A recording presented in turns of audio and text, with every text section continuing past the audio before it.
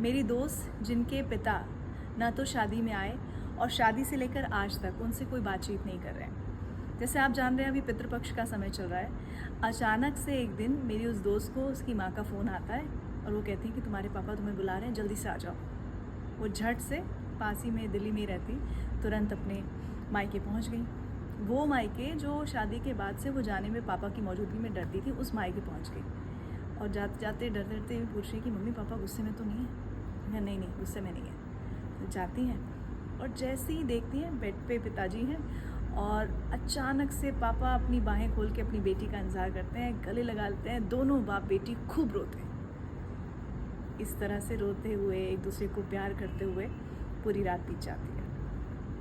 अगले दिन वो बेटी जो डरी सहमी सी आती थी उस घर में, जो उसका अपना घर था शादी के बाद, लेकिन ऐसे हालात बन गए थे कि आना बड़ा मुश्किल था कि पापा नाराज़ हो जाएंगे या कोई और सीन क्रिएट ना हो जाए।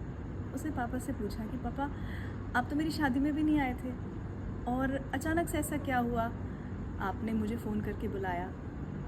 तो आपको पता है उनके पिता ने क्या कहा? उसके पिता ने कहा कि तुम्हारी दादी मेरे सपनों में आई थी और उन्होंने मुझसे कहा कि तू किससे नाराज़ है?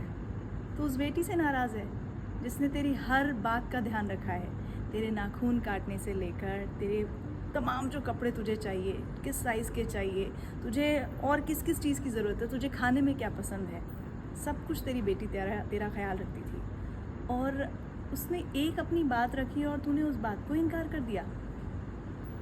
अचानक से इस सपने के साथ ही उनकी आँख खुल गई और उसी दौरान उन्होंने तुरंत अपनी पत्नी को बोला कि अपनी बेटी को फ़ोन करो और बुलाओ। मैं ये तो नहीं कहती कि पितृपक्ष चल रहा है इसलिए उनके साथ ऐसा हुआ या नहीं हुआ, लेकिन जो आस्तिक हैं, जो इन श्राद्धों में यकीन रखते हैं या पितृपक्ष में यकीन रखते हैं, मैं ये तो कह सकती हूँ कि कुछ ना कुछ तो ऐसी स्पिरिचुअल पावर है जो हमें अच्छी चीज़ों के लिए प्रोत्साहित करती हैं।